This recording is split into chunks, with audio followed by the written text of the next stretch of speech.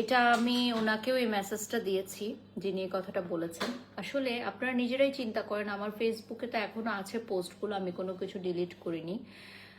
আপনারা গিয়ে দেখবেন যে আমি আসলে এরকম পোস্ট দিয়েছি কিনা। আর আমি যদি এরকম পোস্ট দিতাম তাহলে আমাকে আপনারা অডিয়েন্সরা তো একদম নিমেষে শেষ করে ফেলতেন, নিমিষেই শেষ করে ফেলতেন। কারণ ওই দিন অনেক বড় একটা নিউজ ছিল যে ওনার হাজবেন্ড মারা গেছেন।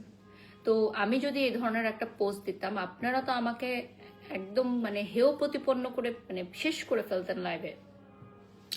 সো আমি কিন্তু ওই দিন কন্টিনিউ লাইভ করেছি এবং আমি লিখেছিলাম আজকে আমার মনটা অনেক খারাপ। আমি লাইভেও বলেছি আমার মনটা অনেক খারাপ, ওই লাইভগুলো আছে এখনো। যদি কেউ ওনার কানে দিয়ে থাকে বা ওনাকে বলে থাকে যে আমি এই কথাটা লিখেছি যে আল্লাহ বিচার করবে, সেটা সম্পূর্ণ মিথ্যা। এবং আপনি দেখবেন আমি নিজে সকালে উঠে একটা শোক পোস্ট করেছিলাম ব্ল্যাক অ্যান্ড হোয়াইট একটা ছবি দিয়ে। হ্যাঁ, সো ওই পোস্টটা আপনারা দেখেছেন কিনা আমি জানি না, উনি হয়তো দেখেননি, উনি স্কিপ করে গেছেন, দ্যাটস ওয়াই উনি বলেননি সেটা।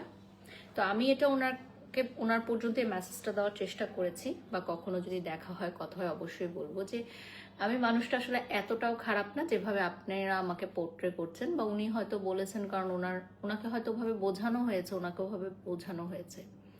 ডোন্ট এক্সপ্লেন দেন। না না, আমি এক্সপ্লেন করি নাই, এই জন্যই আমি এক্সপ্লেন করি নাই, কারণ এটা যখন সময়ের সাথে সাথে আপনারা বুঝতে পারবেন, যারা একটু সচেতন আছেন নেটিজেনরা, আপনারা ওই দিনের ডেটটার সাথে আমার লাইভ ভিডিওগুলোতে দেখবেন, প্রত্যেকটা লাইভে আপনারা দেখবেন এবং ক্যাপশনগুলো দেখবেন। এডিট অপশনও কিন্তু থাকে, হ্যাঁ, সাইডে একটা dot dot dot edit option থাকে। যদি আমি এডিটও করে ফেলি, আমি যদি মুছেও ফেলি, ডিলিটও করে ফেলি, সেটা আপনারা দেখে নিতে পারবেন।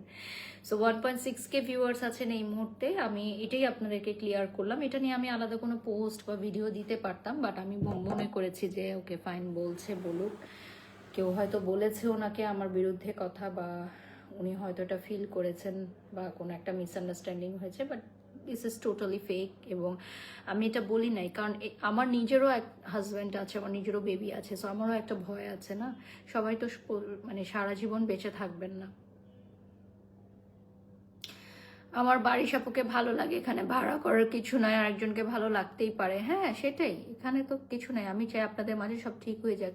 ঠিক কি, ঠিক তো হয়ে গেছে, এখানে তো ঝামেলার কিছু নেই। আমার তরফ থেকে কখনোই ওনার জন্য কোনো হেট ছিল না, নেভার এভার। আপনি কখনো শুনেছেন আমি ওনাকে নিয়ে কোনো হেট স্পিচ দিয়েছি?